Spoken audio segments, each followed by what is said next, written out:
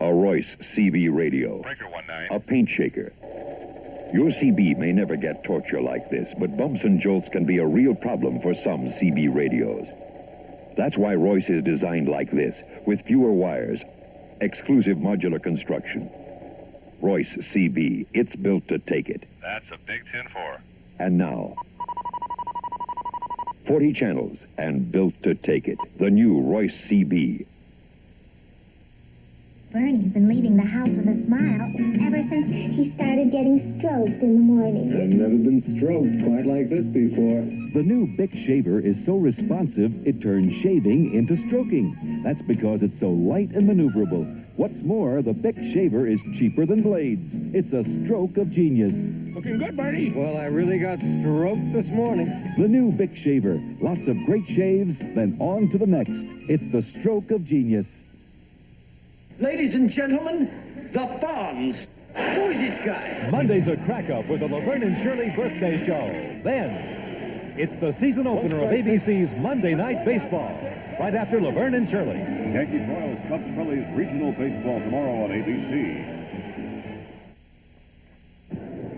Back here at Aintree, the parade has been completed, and this tremendous throng is anxiously awaiting the start of the race. We have 42 starters who are milling around now, and here is Barony Fort with Charlotte Brew, the first woman rider ever to compete in the Grand National.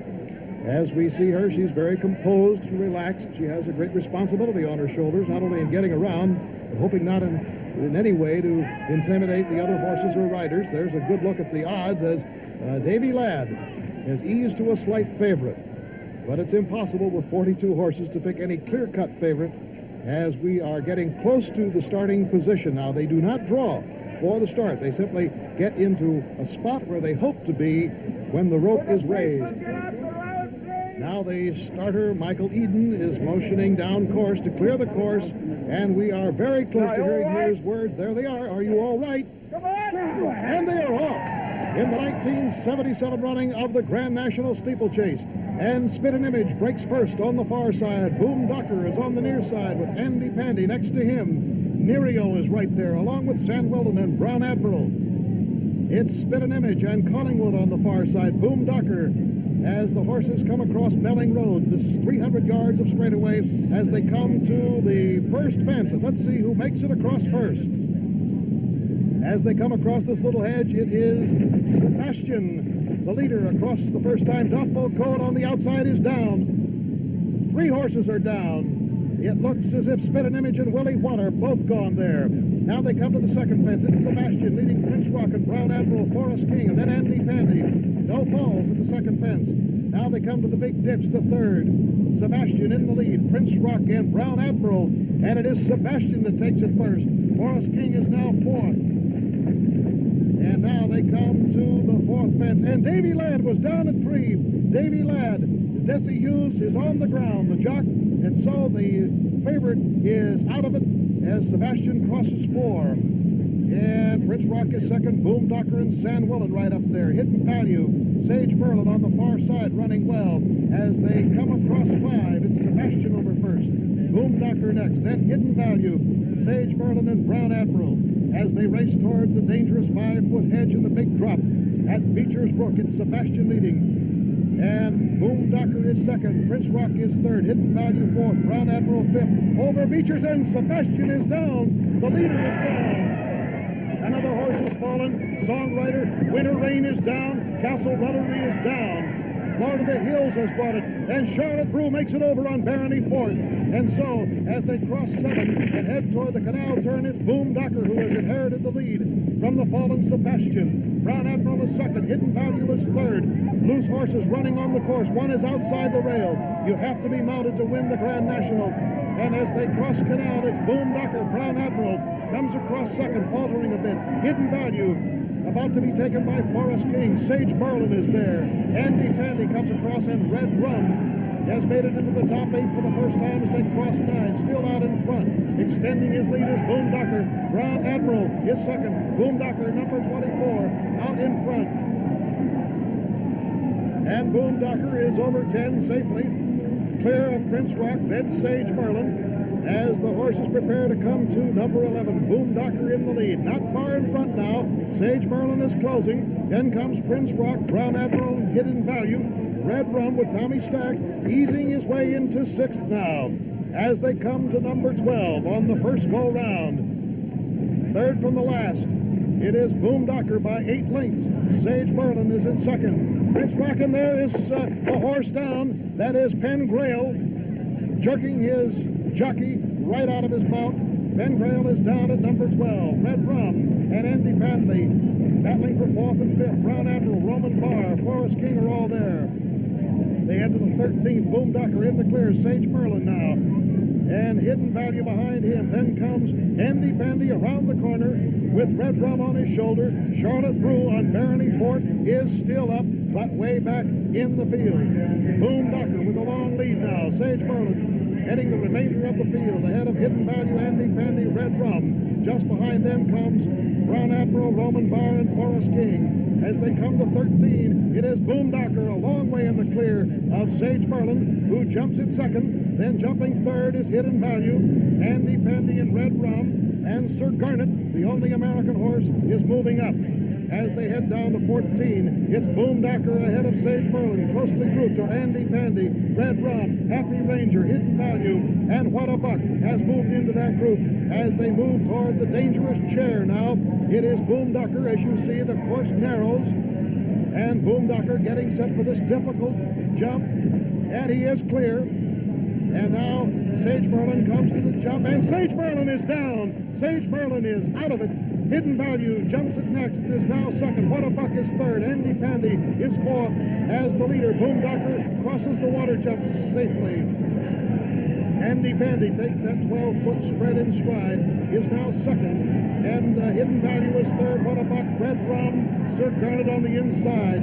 Sandwellen and Forest King as they round the turn. They have completed one circuit. Can you believe they still have 2 1/4 grueling miles to go?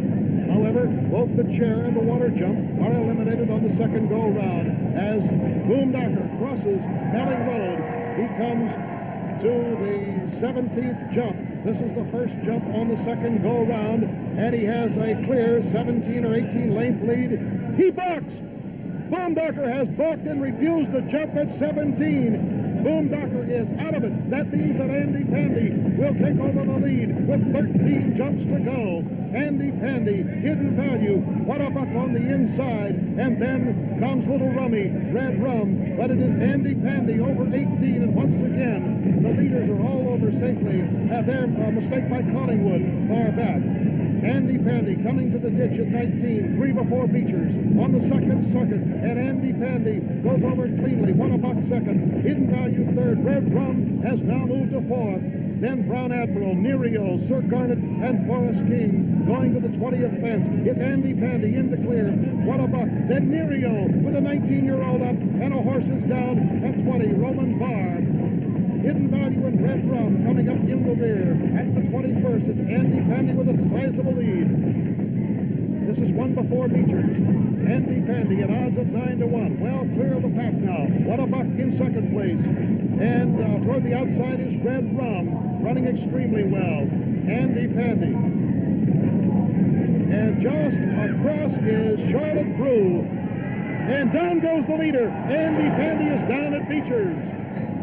Jockey Johnny Burke is out of it. He won a year ago on Rag Trade. He's down. Nerio is down. Brown Admiral is down. And here comes Red Rum in the center of the pack. Tommy Stack with the maroon shirt and the gold hat makes it safely across number 23 as he turns toward the canal, the 24th fence. It is Red Rum, What a Buck, Churchtown Boy, Happy Ranger. The Pill Garlic has moved into the top 5 for the first time, and still loose horses on the course are causing a hazard to those that are still in the race. Now, Canal Turn has been negotiated by Red Rum as they head down the long backstretch. It's Red Rum, Churchtown Boy is now second, What a Buck is third. With 5 to go, Happy Ranger is fourth, but here is the leader, Red Rum, trying for an unprecedented third Grand National Championship. And Red Rum is in the clear now of Churchtown Boy, What a Buck, the Pill Garlic, Happy Ranger, and there are 4 to go. Red Rum in the lead, wearing number 1. Top weighted at 162 pounds. Will the weight tell? That's the question. And Charlotte Brew is still running. There are roughly 13 horses on the course, and Charlotte Brew is one of them. And there goes Sir Garnet, the only American horse. Sir Garnet is down. It is Tommy Stack still on Red Rum, looking around to Churchtown Boy. The Bill Garlic has moved up into 3rd. Hightower is now 4th. What a Buck is 5th. Happy Ranger is 6th. Forest King and Carroll Street. And we still have a long way to go, 2 to go on the course, and loose horses are bothering Red Rum and Churchtown Boy as they come around the turn, the 29th and 30th fences, and then a 494 grueling yard run to the post, which will be the finish of the race. It is still Red Rum in the lead with Tommy Stack on board, looking back for Churchtown Boy. Churchtown Boy, 22 pounds less on board than Red Rum, and Churchtown Boy relentlessly closing the gap. As Red Rum crosses the 29th, Churchtown Boy falters a bit.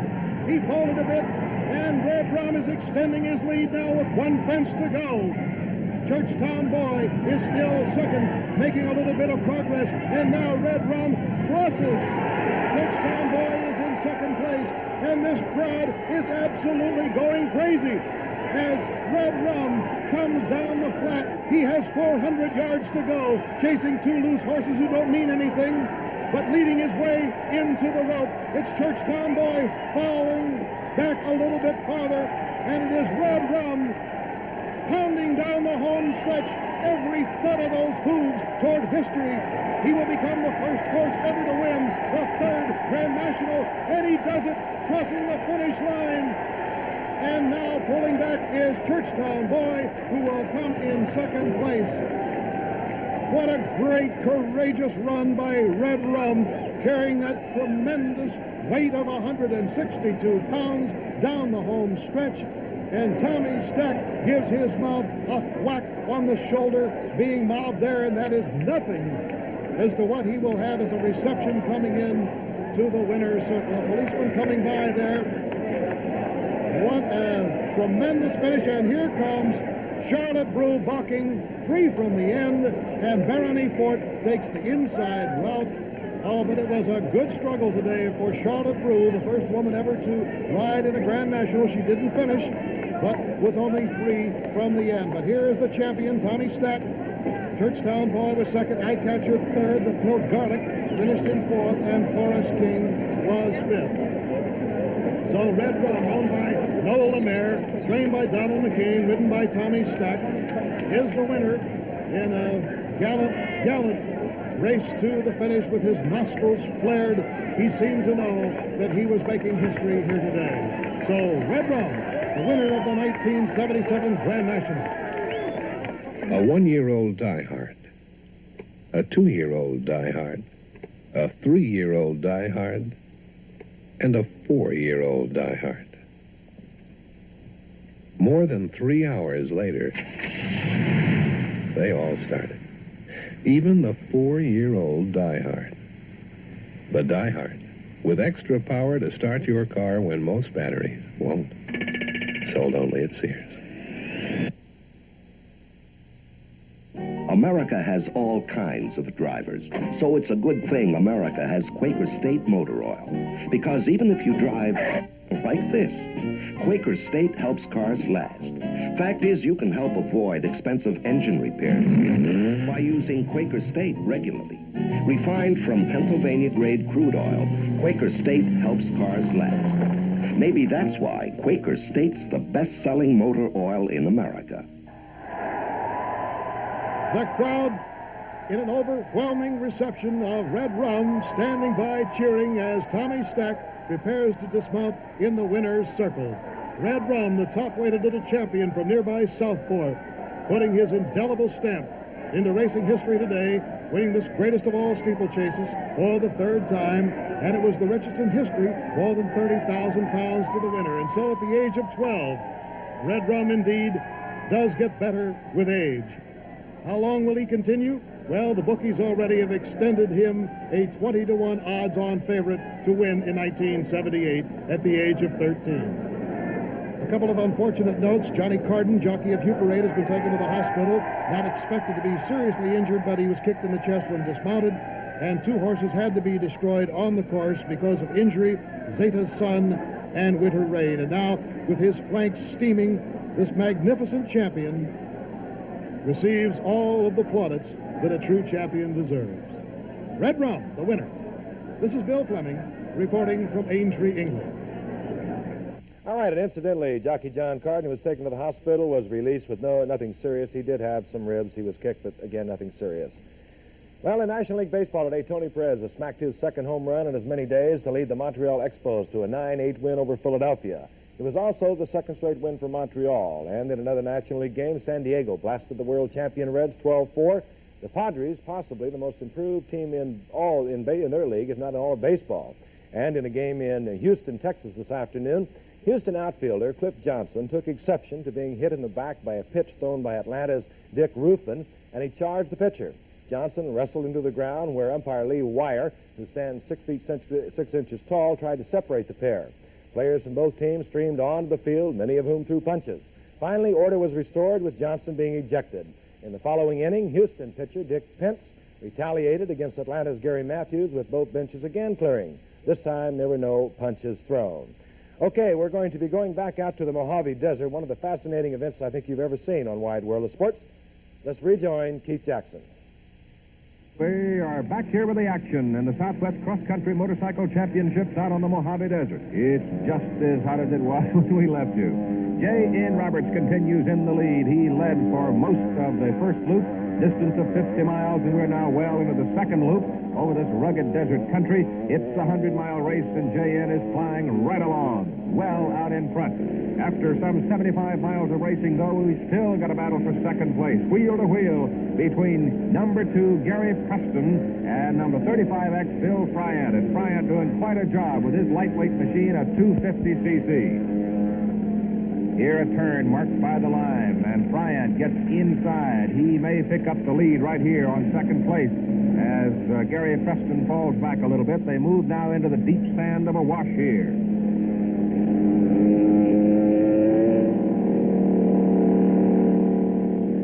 Fourth, moving well up from the pack, Larry Berquist on a BSA. Here the map. Let's check the position of the front runners. You can see they're moving up into some real rugged country toward checkpoint number 6. So let us check it from the position of checkpoint number 6. Coming up through the greasewood, shale, lava rock, real tricky country. Mark for the leader, J.N. Roberts, and he's off and running. One more checkpoint to go. He's got to have 7 different colored marks on that piece of tablet when he gets to the finish line.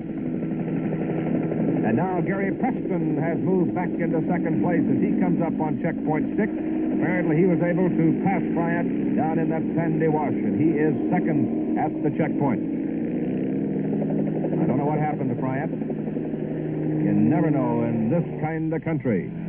Here comes Bryant, continues in third place. So he had a rough time coming out of the sandy wash, and he runs third.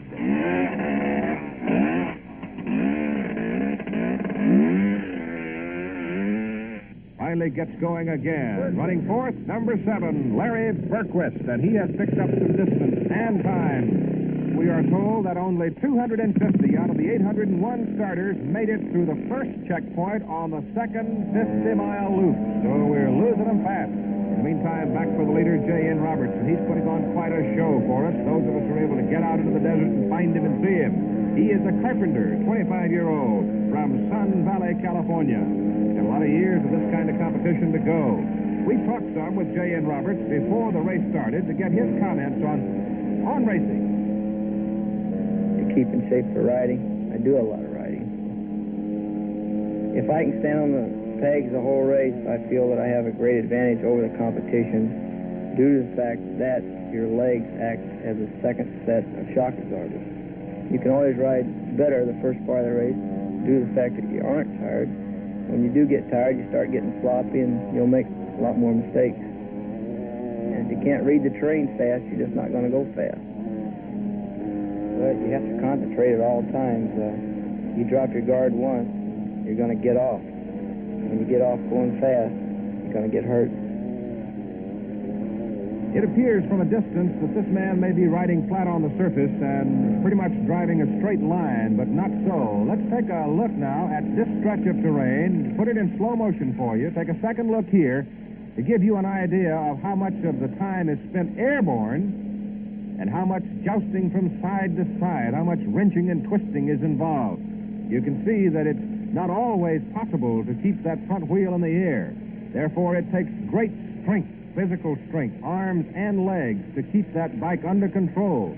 Sometimes you're thrown through the sharp brush that grows wild here on the face of the Mojave, and it scratches and claws at you pretty well. Here in slow motion, we're taking a second look at the man who is out in front, J.N. Roberts. And also, before the race, we made arrangements with one of the top cross-country competitors anywhere in the world, Reed Price, to strap on a helmet camera and take a trip for us behind the leader to give you a perspective of what it's like to pursue someone through this kind of countryside, to give you an idea of the kind of speed involved. You've heard us say a couple of times, you've got to be able to read the trail quickly and clearly. Well, now you see why.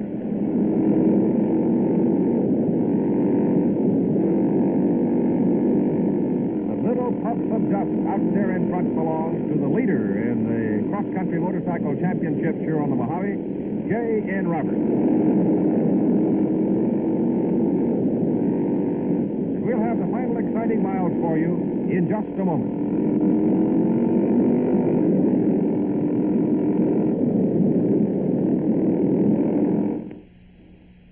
Alvin said if I could talk him into buying central air conditioning, he'd eat his hat. Bon appetit, Alvin. You see, I told him about Fetter's heat pump air conditioning. It's 2 systems in one. It would give me what I want, air conditioning in the summer, plus what he wants, an efficient heating system for the winter. Well, Alvin couldn't say no. They say the brim's the best part, honey. Fetter's heat pump air conditioning, because people get hot and cold. The Gabriel Shock testing. Top racing professionals testing Gabriel shock absorbers for control, for stability, testing Gabriel shocks for comfort and smoothness, testing for safety. That's why people who know shocks go Gabriel. And now go Gabriel and save 25% on adjustable heavy-duty Striders. Buy 3 Striders and get the 4th one free. The Gabriel Striders 4 for 3 sale at participating dealers now. Saturday, ABC's Wide World of Sports presents the United States Boxing Championships live from Miami Beach, featuring unbeaten heavyweights Larry Holmes and Stan Ward. Viewers in the Miami West Palm Beach areas will not see this live telecast. That's boxing live Saturday on ABC's Wide World of Sports. 5 years ago, I was in Dallas, Texas with Byron Nelson, my golf colleague here on ABC, and he told me to keep my eye on a youngster out of Stanford University named Tom Watson. Well, today, Tom Watson, with Jack Nicklaus breathing down his neck all day long, won the 41st Masters Golf Tournament. It was a pressure-packed round of 67, and Tommy never once faltered. Nicklaus was playing right in front of Watson and looking over his shoulder and watching what was happening. Nicklaus, also with a fine round of 67, finished 2 shots back of Watson, but once again, Tommy Watson has won the 41st Masters. Okay, back to the action. The trek continues across the hot Mojave Desert in Southern California. The cross-country motorcycle championships, the leader remains J.N. Roberts. Let's see now. On our map, J.N. Roberts would be about here, almost within shouting distance, at least walking distance to the finish. The rest of them, they're scattered all the way back over the 50 miles of the final loop, running through all kinds of terrain. Sand washers most tiring. Here's what Gary Conrad tells us about riding in the sand. Well, the secret to sand is speed. You can't beat speed because you get up on top of the sand, and then it's just like riding on pavement once you get on top. And if you don't have the speed, then you're in trouble. Well, let's see what happens here as following up the hill is a perfect example of what Gary was talking about. You don't have the speed, it's greasy. Down you go. And down they're going in bunches, and some of them having a little trouble getting up. Small wonder, because fatigue's got to be sitting in right about here. And the bike down means they'll start backing up. Once in a while, somebody's stuck. That means you just got to muscle that bike out of there and get it going again. Uphill, that's the problem. Here again, Gary Conrad. Well, just keep the bike upright and get through it. You might be going slower than the other guys, but if you can get up through it and stay upright without losing your balance, and you'll come out a lot better. Downhill isn't a picnic either. Take a look, and you'll see what we mean.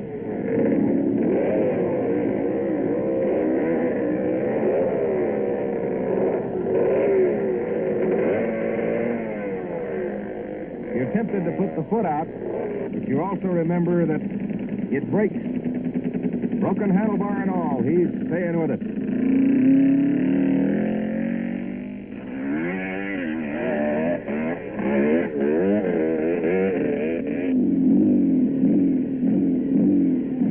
As they move up to the checkpoint, the fatigue this late in the race really begins to show up. You notice the Shamrock running through the checkpoint here. Some of the other clubs involved, the Stump Jumpers, the Sandblasters, and everybody wants a drink of water. One of the old tricks in this type of racing is to fill your mouth full of chewing gum. A couple of reasons for it. It keeps it moist and also collects the dust for you. Now heading down onto the flat surface and streaking for the finish line, the leader, J.N. Roberts, and unless some kind of a catastrophe grabs him over the next few seconds, he's going to win it. J.N. Roberts will take the turn. There's the finish banner, and he wins it. Number 13, a survivor, a victor. And he's mighty glad it's over. Beautiful, Robbie, beautiful.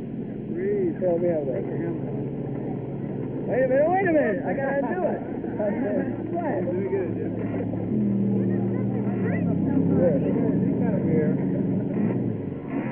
The carpenter from Sun Valley. I got no shot here, In second place, Gary Preston. Gary Preston in second.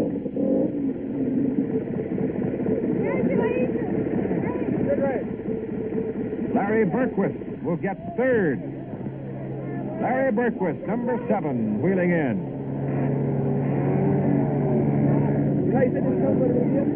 Fourth? And finishing 4th overall, Bill Bryant. And as they come across the finish line, they're tired, they're dirty, the hands are blistered, there are bruises everywhere. It's been a long day, and one of the longest, 100 miles anywhere. But the conversation around the workbench is now available for months to come. And they'll need a full-sized work party to collect all the dead horses over the last 100 miles. Foundation for tomorrow, it's right there.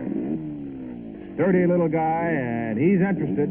He's had a good day, and he's hardly sunburned at all. And he's got an awful lot of company in the bruise department. That's it from the Mojave Desert. This is Keith Jackson on a very warm day. In 1977, many full-size family cars as you know them will disappear, as some car makers offer only cut-down sizes. Ford has a better idea, announcing a full-size Ford LTD that keeps its full size, and introducing a new trim-size LTD too. Ford offers a choice. Want a full-size car? Consider LTD. Comparably equipped, it's priced like its major cut-down competitor. LTD